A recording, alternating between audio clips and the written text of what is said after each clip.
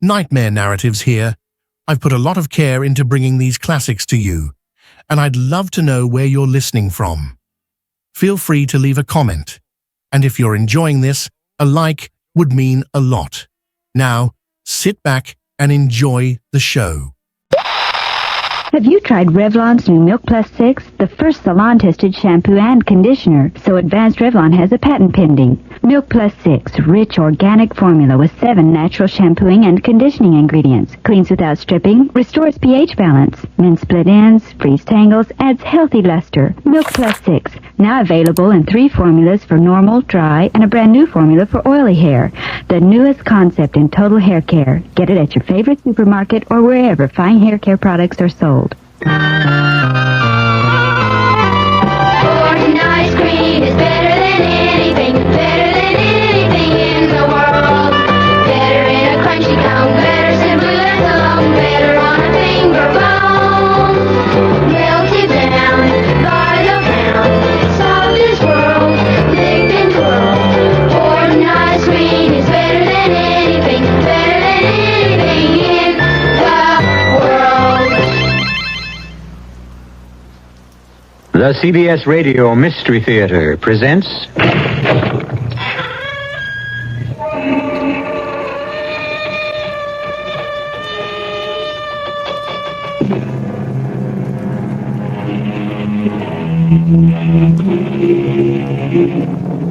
Come in.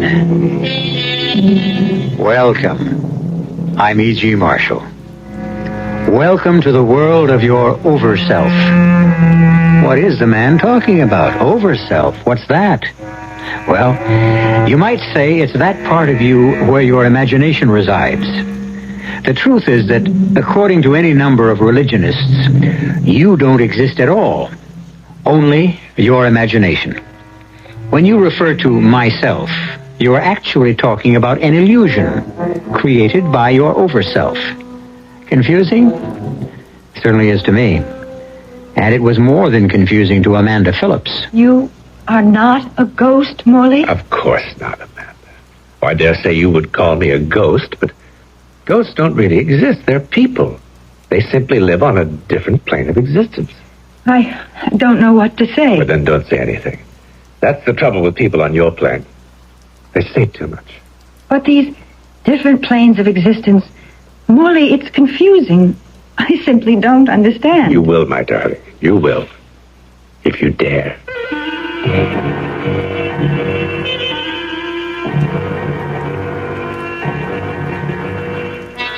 Our mystery drama, Picture on a Wall, was written especially for the Mystery Theater by George Lothar and stars Diane Baker. It is sponsored in part by Contact, the 12-hour cold capsule, and Anheuser-Busch Incorporated, brewers of Budweiser. I'll be back shortly with Act 1.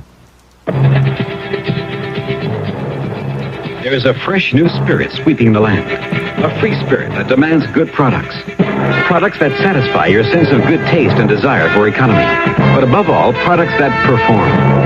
Buick has been touched by this spirit. And this year, our crisply designed, solidly built Buicks will bring joy even to the most demanding of free spirits. The 1975 Buicks, dedicated to the free spirit in just about everyone.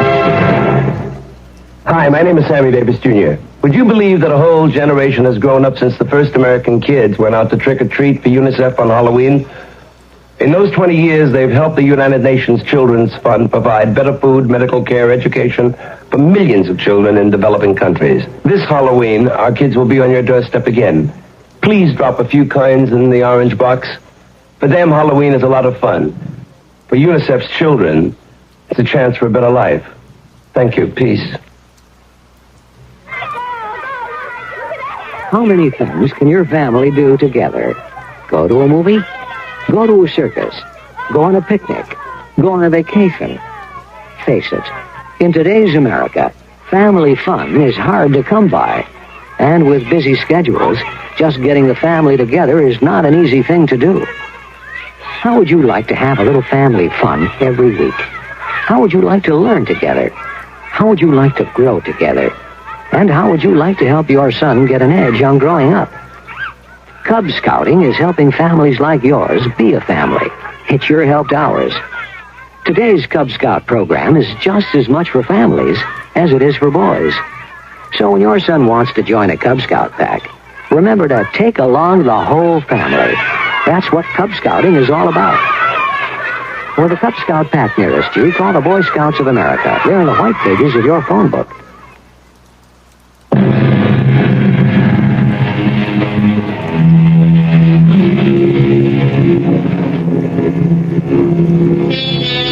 No, I didn't say you don't exist, that you are not really yourself. Those who devote lifetimes to the study of what we are and why we are here, who try to understand God and our relation to Him. I'm talking, of course, of priests, ministers, Buddhist monks, even philosophers. They say it. They say that the self is your conscious, the overself your subconscious, and the super self your unconscious. You understand? If you do, you're far more knowledgeable than I am, because I don't understand at all. And as I said earlier on, neither did Amanda Phillips. Well, here it is, Amanda. Hope you like. Gil Franklin, it's beautiful. I figured it would grab you, even though you did say you wanted to live in Greenwich Village. Yes, I did. All my life in Gladesville, Iowa, I've yearned to be an actress living in Greenwich Village. But this, it's so lovely. May I come in? Oh, Mrs. Broley, of course. Let me introduce you. Amanda Phillips, rising young star of the Broadway Theater, or soon to be anyway. Mrs. Broley, landlady. Delighted to meet you, dear. Is everything all right? Oh, it couldn't be more so. I never expected to find anything as, well, really enchanting as this. Not at what I can afford to pay anyhow. It is only $45 a week, isn't it? Yes. Well, how can you afford to let it go at that? A place like this, furnished so nicely, those beautiful paintings on the walls, especially that big one over the fireplace, and the garden. You can walk straight from this room into the garden. It's just lovely. I should think you could rent this for 2 or 3 times what you're asking. Perhaps so, but... Yeah, well, you see, dear, I'm not only extremely old, but I'm extremely particular about whom I rent to. And as your fiancé will tell you... Mr. Franklin isn't my fiancé, Mrs. Broley. Oh, I thought... I have hopes, Mrs. Broley. High hopes. Well, now, you're such a nice man. I hope you realize them. Because certainly Miss Phillips is a most attractive and desirable... something wrong, Miss Phillips? That smell. Smell? Aroma, I should say. A scent. The scent of lavender. Why, it's a cologne I use. Yes, a cologne, lavender. Now, if there's anything I can do to help you get settled in, dear, anything you need, you just pick up the telephone. Just to pick it up? It connects to a switchboard. I'll answer. Well, make yourselves comfortable. Strange. What? The smell of lavender. I didn't smell it until at least several minutes after she came in here. And another thing, it seemed to come from that direction, out there in the garden. And Gil... Yes? She's gone, but the scent, it's stronger.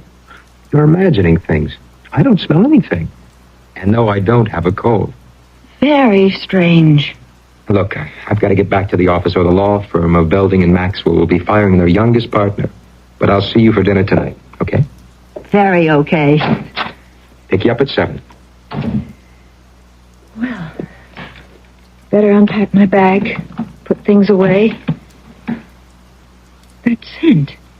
It must be coming from the garden. Locked. No key. Yes, Miss Phillips. Mrs. Broley, the French doors into the garden, they're locked. Yes, dear. I keep them locked. You do? For your protection. You see, anyone who wanted to could get over the fence around the garden and, well, an ounce of prevention, you know. Yes, but I want to use the garden. What I can see through the French doors, it's enchanting. That fountain. The fountain doesn't work, I'm sorry to say. Hasn't in years. Even so, it'd be a nice place to sit. Those stone benches and everything. Would you bring me the key, please? Why, yes, if I can find it. Find it? I'm not quite sure what I did with it, but don't you worry now. I'll do what I can to find it. I certainly shall. Well, I just never. Never what, man? Oh, what? Who are you? Norcross is my name. Morley Norcross. Do please forgive me. I had absolutely no intention of startling you. I turn around to find you leaning casually against the French doors. The open French doors. And you... How? How did you get here? Over the fence, you might say. And how did you open those locked doors? I didn't find them locked. Well, I did. Perhaps it's one of those knobs. You can open them from one side, but not the other. Let's have a look, shall we? I'd rather not, if you don't mind. Sorry. You're angry with me. I've offended you, Amanda. You know my name. Tit for tat. You know mine. But you told me yours. Then it's altogether possible that rather huge label on your luggage told me yours. Of course. See? For a moment, well, you won't believe it, but I thought you might be some kind of ghost or something. I believe. Might I have the pleasure of showing you your garden? If you will step through your French doors into your garden, then, Miss Phillips, you can all but smell fall in the air. And lavender. Yet I don't see any in the garden. My cologne, I dare say. You use lavender cologne? Yeah, old-fashioned, isn't it? For a man, I mean. Why, perhaps, but I like it, Mr. Oh, I say, call me Morley. If we're going to be friends, that is. And I hope we are. Do you? Why not? Why not, indeed? Beautiful fountain, isn't it? Yes. Yes, it's beautiful. It's simple, a peasant girl holding a tilted pitcher on her shoulder. A pitcher from which the water used to pour into that large stone basin at her feet. Used to? 60 years ago, or so, yes. 60? Well, how do you know that? Oh, how do I, Well, yes, you can't be more than, 40, say? Thank you, my dear. So how would you know that this fountain hasn't, fountained in more than, 60 years? 16 years, I said, 16. And, well, I know because I once lived where you're about to live. In that service flat, living room and kitchenette? Mm-hmm. What did you do? What kind of work? I was a dramatic coach. You don't mean it. A dramatic coach? An excellent one, I might say. Would you, well, I hardly dare ask this, but, would you coach me? Of course. I fully intended to. You? Yes. Oh, now, Mr. Norcross. Morley? Morley. Well, you might have got my name off the luggage label, but you couldn't possibly know that I want to be an actress. No? No. What is it? Ever read Sherlock Holmes stories? No. That's too bad. They're fascinating. Holmes could look at someone he'd never seen in all his life before and tell him everything about himself. I was an avid reader of Holmes, and somehow I picked up the technique. For example, your makeup. Oh, what about it? Unless I'm mistaken, on your cheeks, that's panistic rosy glow, isn't it? Yes. And a touch of daylight orange in the corner of each eye. You're amazing. Of course, on stage, you'd use vermilion, but for daytime wear, you're most astute. And then, of course, your clothes are a dead giveaway. To say nothing, my dear, nothing of your warmth. Unbelievable, Morley. Elementary what? Elementary. Would you like some tea? Did you have any? I mean, you just moved in. In my suitcase. Then I'd love it. Come along inside. No, I'll sit here. I'll sit here. It's such a pleasant afternoon. I'll be as quick as I can.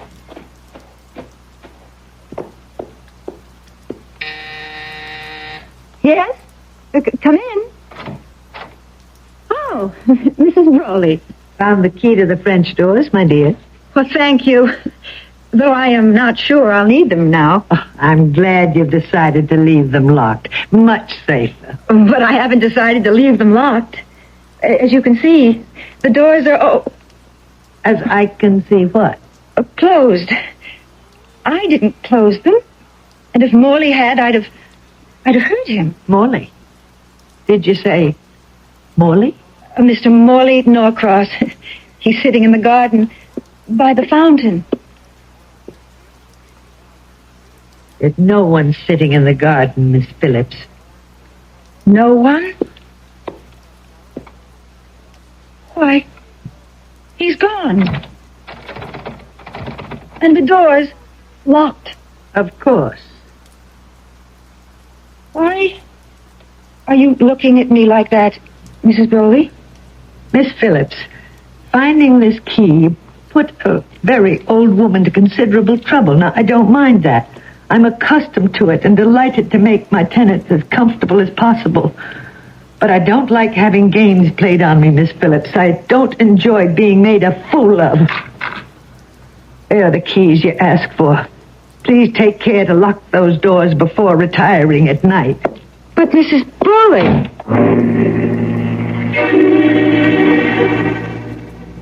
Amanda, you were dead tired, beat.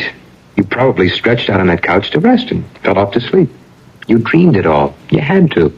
I don't remember lying down, Gil. I didn't. I started to unpack, and then the scent of lavender came to me even stronger than before. It came from the garden. I tried to go into the garden, but found the doors locked. And so I called Mrs. Brawley. Yes, you told me all this. But, sweetheart, it couldn't have happened. It just couldn't. Well, if it didn't... Oh, I don't know. I just don't know. Neither do I. One thing I do know, though. I'm taking you out for the best dinner you ever had. You need it. I guess I do. Won't be a minute. Put on a new face. Okay. Know something? What? I did all right by you, finding this place. Comfortable, homey. Even the paintings on the wall. Not the usual crummy stuff you find in a place like this. Pretty good art. This one over the fireplace is a knockout.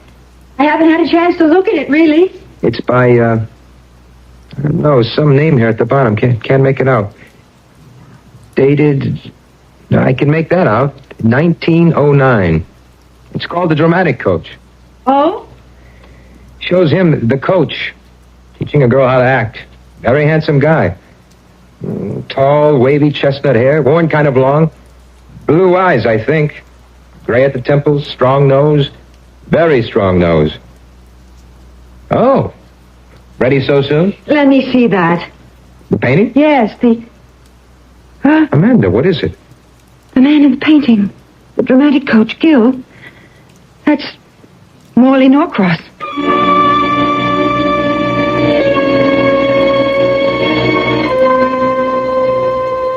Well, we may be talking about the self, the over-self, and the super-self, but so far as I'm concerned, Morley Norcross is a ghost. Now, maybe he isn't. Only my opinion. But the things going on in that 9th Street flat, the things that happened to Amanda in that garden, you ask me, they're more than strange. They're uncanny. I wouldn't be concerned, except I remember Amanda saying she felt scared. I don't like that. It worries me. I'll be back shortly for Act 2. Give your hand to a friend. Give your heart to your loves. But give your cold to contact. The sooner the better. The common cold is a rotten thing. You miss so much. Sneezing, drips, and congestion can drag you down. Then, ask yourself the contact question. 6 or 3 or 1. You'd need 6 cold tablets, 2 every 4 hours, or 3 ounces of Cold's liquid, 1 every 4 hours, or just 1 contact for up to 12 hours continuous relief of those symptoms. That's daytime, then nighttime relief. Both the others have things for aches and fever, and the liquid, something for coughs. Not found in Contact 600 Tiny Type Pills. Give your code to Contact. 60301. Take Contact. Only as directed. Hot dogs, Armor hot dogs. What do kids put on Armor hot dogs? Mustard, ketchup, lots of relish too. Pickles, onions, even peanut butter too on hot dogs. Peanut butter? Armor hot dogs. Sure, kids and moms love Armor hot dogs because they're made with fine meat.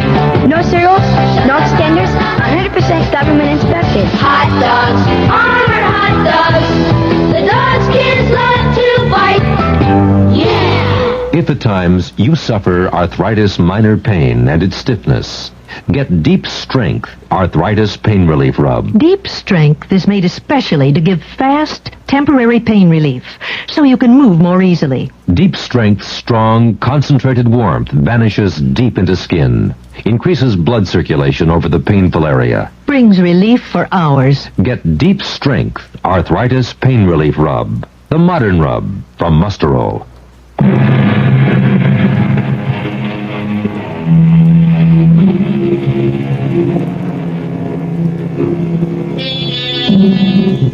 We're involved with an experience having to do with the occult, the esoteric. Or rather, lovely young Amanda Phillips is. As we know, she has come to New York City from Gladesville, Iowa, hopefully to become a successful actress. One can expect all sorts of things to happen to one in the Big Apple, of course. But what has already happened to Amanda on her first day is, well, to say the least, odd. The man in the painting is Norcross? The man you think you met out there in the garden? Gil, I know you think I'm spaced out. No, I just think you dreamed it all. Fell asleep and dreamed. Dreamed about a man who was the living image of the man in that picture? A dramatic coach to boot? Well, it figures, doesn't it? What do you mean it figures? Well, there he is in the painting. The painting is titled The Dramatic Coach. Your eyes may have just glanced at it, but your brain, it registered you clearly. You were tired, worn out from your trip. You stretched out to rest, fell asleep, and, well, dreamed of the man in the painting. The man who said he was a dramatic coach.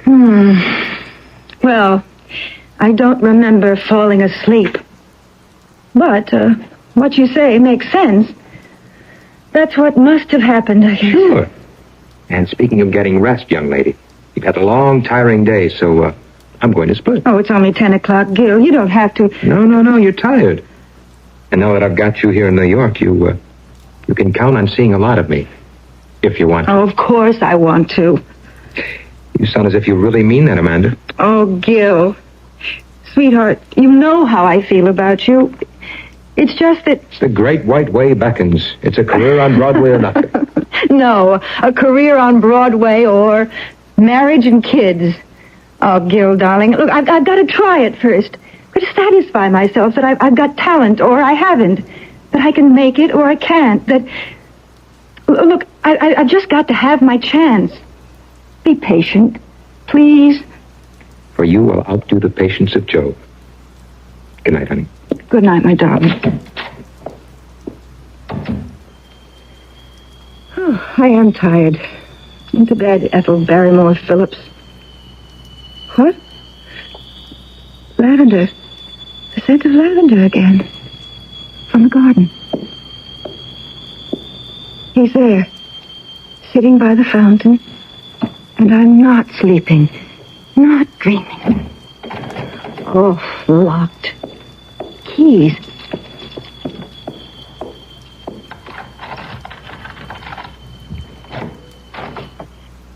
Morley? Amanda. What are you doing here at this hour? It's such a beautiful evening. Full white moon. Yes. Isn't it enchantment? The jet black buildings tall against the night sky. Lights shining yellow and orange in windows here and there. And here, right here in the midst of it all, a small oasis of peace and quiet loveliness. You keep talking like that, Morley, and you will cast a spell over me. I will, won't I? Amanda, do you mind my coming here of an evening now and then? I won't, if you say no. Well, no, I suppose it's all right. You come when you want to. Thank you, my dear. Thank you. Morley? Yes? There's a painting over the fireplace. It's called the dramatic coach. And the man in the painting, the coach, looks exactly like you. Yes. Yes, he does. It was painted by Scott Costain in 1909. The man in the painting is my grandfather, whose name was also Morley Norcross. Oh. You didn't... You didn't think... Yeah, I'm afraid I did. No, you couldn't have. But look, if you haven't lived here in 16 years, you said? Yes, 16. Well, what's the painting doing there now? You have no doubt heard of actors being forced to leave their luggage behind because of non-payment of rent. And you? Oh, Morley. But it's quite all right, Amanda. It's quite all right, especially since I can look at it almost as much as I want to. I can take a peek now and then through the French doors. You poor man. You love that painting, don't you? You're very perceptive. Yes, I do love it. As much as I loved this fountain. The fountain? Yes. Did Mrs. Broley tell you? No, I don't suppose she did. There's a legend goes along with this fountain. A legend? It's rather tragic. All the better. The more romantic. Perhaps. A man, someone who lived in that flat where you live now, as I lived, a man committed suicide at this very spot. Oh, no. Why? I think the phrase of the time was unrequited love. Oh, Morley, that is romantic. It didn't seem so then. What? I mean, said the man must have felt the very depths of misery, experienced the most frightful emotional horrors to kill himself. He committed the greatest sin known to man, or God. Suicide? No. Despair. And in despairing, renounced his faith in God. No one who believes in God, truly believes, can ever give way to despair. Amanda, you remember that. Yes, Morley, I shall. As for the legend, the fountain ran red with blood, his blood. And then it stopped flowing, just stopped. They've tried to get it flowing again and again, but they have failed every time. According to the legend, it never will flow again until someone, somewhere, sometime, does something so supremely unselfish, so totally and completely selfless, that the sin of suicide committed here is paid for. Beautiful. So beautiful. And when that happens, if ever it does, the fountain will gush forth once more. I was wondering... Yes? Would you have any objection if I came in, only for a moment, to have a closer look at that painting? Why, of course not. Come along. Thank you, Amanda. Your grandfather, was he a dramatic coach, too? Or did he just pose for No. He coached actors and actresses just as I do. Well, there it is. Yes, there it is. Amazing, the resemblance. Isn't it?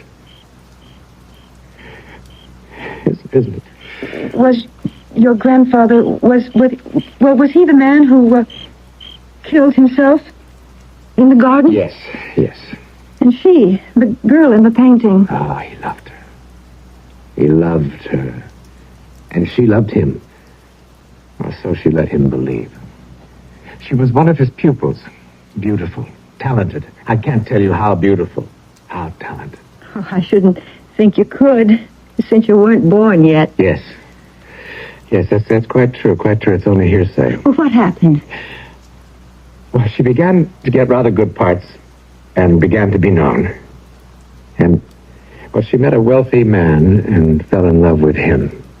Or some said his money. Oh, dear, it must have been tragic. It was more than I could bear. You? Oh, my grandfather, of course. But you said more than you could bear. My imagination. I have a flair, I have a talent for placing myself in a situation of becoming the people involved. I imagine myself. Well, you've played the game called imagination, of course. No, I've never even heard of it. Oh, it's a wonderful game. And incidentally, extremely helpful to an actor or actress. Would you care to play it? Well, Let's do it. Now, let's imagine ourselves to be, well, those those two people in the painting. All right. How do we go about it? First, look closely at the painting. Try to see every detail. Every detail. For instance, the furniture. Old-fashioned, high-backed couch with brocaded upholstery and antimacassars. That's right. And the table lamps, beaded lamps they call them, I think. That's right, that's right. And the gas jets on the walls. Notice? How could I help but notice? I feel as if those lamps are actually lit. As if the gas jets are really glowing, as if Yes. I'm in the room with him. His arms around me, his lips close to mine. It's all so real. I am that woman in the painting. You are. You have become her. You have become Iris Jordan. Iris Jordan? That was her name. Is her name, because you bring it to life again. Iris. Oh, Iris. No. Iris, What are you doing? darling. Let me Iris, go. I love you. Molly. Mr. Norcross. Please, Iris. Unhand me, sir. Iris. You hear me, sir? Unhand me. Please. I've told you I no longer love you. I love another, Thomas Broley, and I'm going to marry Don't do him. this to me, Iris, I beg you. Miss Phillips. I beg you, Open the don't. door. I can't bear it. I can't Miss bear it. Phillips. I'll kill myself. Do you hear me? I'll kill myself. Miss Phillips. Miss Phillips. What is... Why were you crying out like that? I guess I got carried away, but we were only playing a game. A game? We? Morley Norcross and... Why, he's not here. Mrs. Broley? Broley? Is your first name Iris? Oh, what if it is? Were you the girl in that painting? I think you're out of your mind. You were the girl in that painting, weren't you? You were an actress. And you were in love with Morley Norcross, but you jilted him for a man named Broley. Thomas Broley. Miss Phillips, I will ask you to vacate these premises in the morning. This room, that garden, they're haunted, aren't they? I don't know what you're talking about. Oh, yes, you do. Not only the room and the garden, but that painting, all haunted by the ghost of Morley Norcross, the man you loved and then jilted more than 60 years ago. That's why you rent this place so cheaply. $45 a week. Tenants just don't stay here very long, do they? How long has it been since the last tenant, Mrs. Broley? How long? Well, more than a year. I see. What happened to the last tenant? Dead. Found dead in the garden. She'd been strangled. And that's why you weren't able to rent the place? No. The tenant before... Found dead? Strangled? Yes, Oh, my dear child, I only pretended to be angry with you and demanded you to leave to save your life. After letting me rent the place? I hoped the haunting was over, but I see now it isn't. Morley's ghost will haunt this place, haunt me till the moment I die. You must go in the morning. No. No. I'm not afraid of ghosts, Mrs. Broley. But more than that, I don't want to leave. Don't ask me why. I don't know. I'm afraid I do. What? Because you've done what I'm almost sure the others did. They couldn't bring themselves to leave either. And they didn't know why. Nor did I then. But I think I'm beginning to know that. You've fallen in love with Morley Norcross, Miss Phillips. You've fallen in love with a ghost.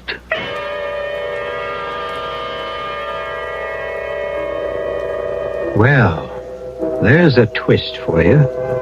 Has Amanda fallen in love with the ghost of Morley Norcross? Or is some other power, some other force at work? Let's not forget that we've been talking about not ghosts, but the baffling, the mysterious complexities of the human mind. I'll return shortly with Act 3.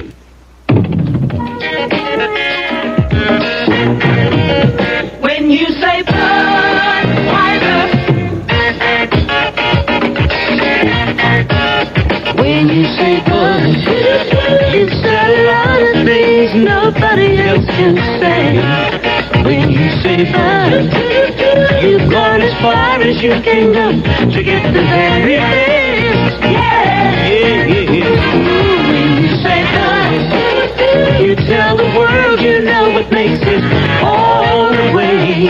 When you say bye, you say you care enough to only want the king of peace. There is no other one. There's always something left. Because the king of peace is leading all the rest. When you say Budweiser, you said it all. You said it all. Anheuser-Busch, St. Louis. At McDonald's, our hamburgers are 100% beef. Lean beef. Leaner than most ground beef you could buy. And you can count on it. You can count on our beef. It's 100%. You deserve a break today. At McDonald's. 100% beef. You can count on it. Hey, mellow, huh? Nice sounds like these are really sensational over a Delco car stereo tape system. The one with the tape deck concealed behind the radio dial. Ingenious. Order yours from your GM dealer. He can wrap it up in most models of GM's new 1975 cars and trucks. It's the only way you can get Delco stereo. Delco Electronics. The sound of General Motors.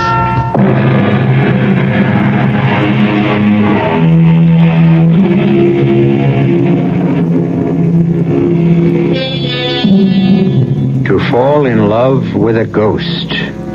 That surely must be a curious experience, to say nothing of a dangerous one. Especially when, if previous tenants of Amanda's little apartment did the same thing, they were strangled to death as a result. But why? Morley Norcross, his ghost, that is, seems a charming, gentle, anything but violent spirit. So why? Amanda certainly has no answer. As for Gil, the man who hopes to marry her... I just don't plain believe it. This story of yours of what happened here last night. True, Gil, every word of it. You can check it out if you want to. You're a lawyer. Go to police headquarters or wherever you go. Find out if 2 women were strangled here or not. If you believe all this, what are you staying here for? Mrs. Broley says, thinks, I've fallen in love with Morley. Now I've heard everything. You in love with a ghost. Amanda, you don't think you are, do you? If you think that, then you need help, sweetie. You need help in a bad way. Now you're telling me I'm crazy. Well, if you're not, you certainly sound I think you better go, Gil. Now, wait a minute. Please, Gil. I take time off from the office to come down here and drive you to a tryout, your first audition for a Broadway play, and now you tell me to get lost. I'm sorry, but you get me so upset, so angry with you, and we've never quarreled like this before, never. Oh, sweetheart, I am sorry. I really am. Now, come on now. Dry the eyes. Oh, Gil. I can't believe you're in love with a ghost. But you wouldn't be in love with another man, would you? Oh, don't be silly. Let's go or I'll be late for my audition.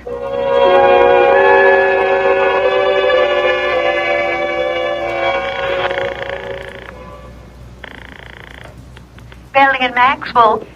Gilbert Franklin, please. One moment. Hello? Gil? Amanda. Oh, Gil, I'm so excited. You got the part. Not the little part, the walk-on. But Gil, they listened to me for the ingenue lead. And I got it. I got it. Ingenue lead? Hey, that's fantastic. I can't believe it. I can't either. Now, this calls for a celebration. I'll take you out to dinner tonight. A champagne dinner. No. Let's celebrate here. At your place? I haven't cooked in a week. I'll go out and do some shopping. Okay, and I'll bring the champagne. Enough for the 3 of us. The 3 of us? You, me, and your ghost boyfriend. I don't think that's very funny, Gil. Uh-oh, I put my foot in it again. Forgive me. Now, come on, tell me you forgive me. I forgive you. And, honey? Yeah? Ask Morley Norcross to forgive me, too. Well, I just never. I just never. You know, Amanda, that's virtually becoming a cue line for me. Morley? Why have you gone so white? Why are you trembling so? I know now that You're a ghost. Oh. It makes me feel scary. Oh, please, no. The last thing in the world I want is to frighten you. Now, you ought to know that, particularly since I did all I could today to help you get the ingenue lead in Hope Springs Eternal. You? Didn't you know? Yes, I did. I felt something. Something that lifted me above myself, above my talent. It made me act as I've never acted before. But I didn't know it was you. It was. I was there all the time, coaching you. Now, still frightened of me? No, not really. Only, Yes. did you strangle them, Morley? The two women who lived here before you? Yes. I confess it, I did. Why? The painting there above the fireplace. I didn't tell you the whole story behind it. Why not? I was ashamed. Ashamed? Of what I did to Iris, or tried to do. You see, my dear, she didn't leave me for Thomas Broley just because she'd fallen out of love with me. I was the reason she fell out of love. My ungovernable temper. Temper? Rage is a closer word. Violent rage. Another word for it would be ego. My ego that demanded its way or I would fly into an insane fury. Iris, yes, the withered little woman who was your landlady, feared me. Loved me, but feared me. And that is why she left me. That is why, let me also confess, I killed myself out there by the fountain. Not from despair, as I told you. Not from misery. But from sheer, limitless, violent rage. And I have been paying for it ever since. Oh, Morley. You helped me today. How can I help you?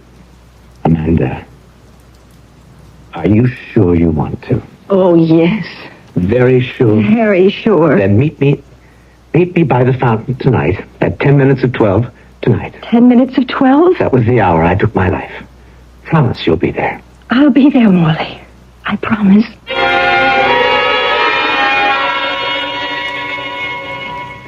All right, Amanda. All right, I'll leave. Gil, don't be angry, but... What'd you expect me to be?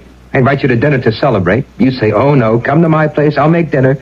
I come, I bring the champagne, and from the minute dinner is over, you keep suggesting I leave. Gil, it's late. 11:45 midnight is late. It is for me. I've had a long, nerve-wracking day, and Okay, I'm going. You want to know something? I may not be back. Oh, Gil.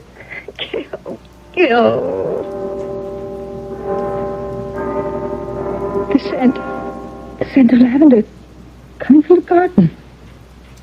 Yes, Morley. I'm coming.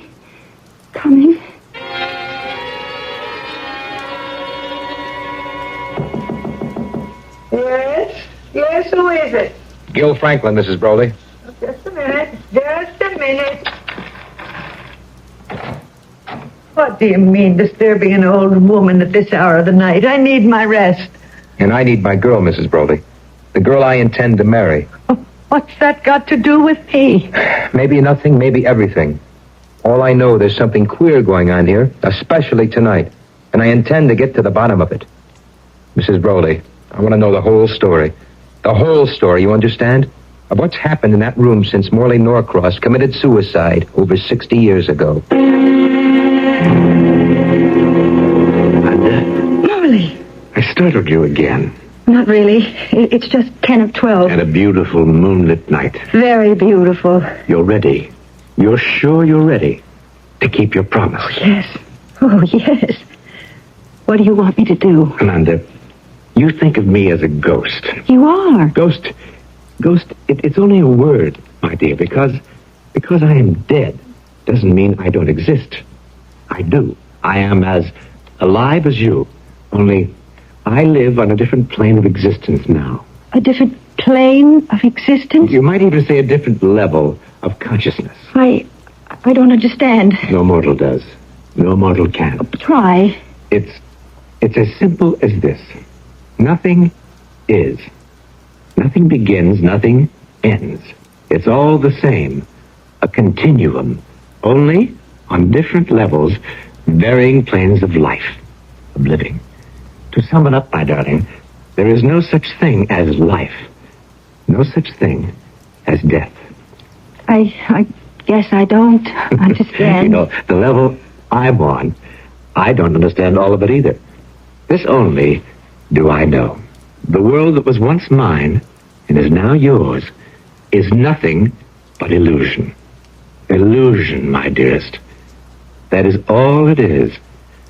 So it will be only an illusion you leave now. Leave? My world? To enter mine. Oh. You promised. Remember, you promised. Yes, but... Oh, Morley, how can I leave it? My world? Illusion. Illusion, reality, call it what you like. I don't know. But Morley, I'm going to be the ingenue lead in a Broadway play. It's what I've wanted, dreamed of, yearned for since I was a child. I can't leave that. You must. I can't. I tell you, you must. Can't you understand?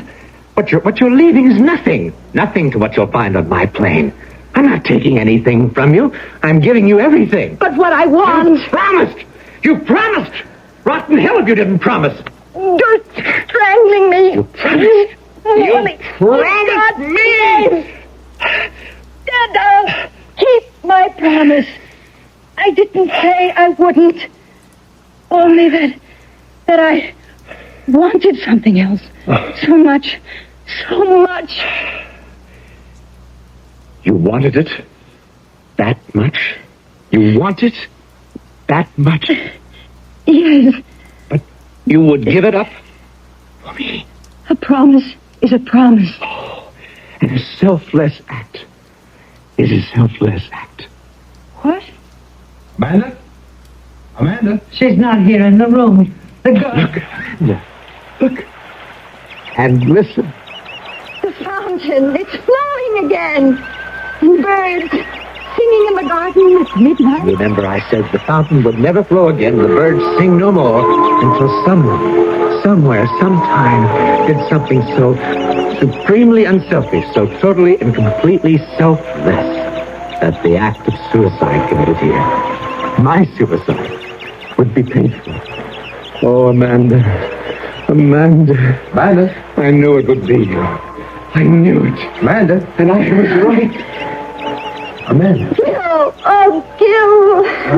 Darling. The fountain. Oh, my God, the fountain. Yes, it's flowing again, Mrs. Broley, and the birds are singing. I don't understand. Don't try. Just don't bother trying, Mrs. Broley. But I must, because I've always had the feeling that if ever the fountain started again, I would stop. You would... Oh. Gil, catch her. She's fainted. No, Amanda. She's dead. Not dead, Gil. Alive. Very much alive. On another level. Another plane of existence. And oh, God, make it a happier one for her. And Morley. Planes of existence, levels of consciousness, the self, the overself, the super-self. What do I know? Comes to that, what do you know? We don't. Because if what I read, what they tell me is so, our brains simply aren't equipped to understand. I once asked a Buddhist monk about this, and he said, you mustn't try to understand. Just experience. That says it all, I guess. I'd love to know where you're listening from. Feel free to leave a comment, and if you're enjoying this, a like would mean a lot.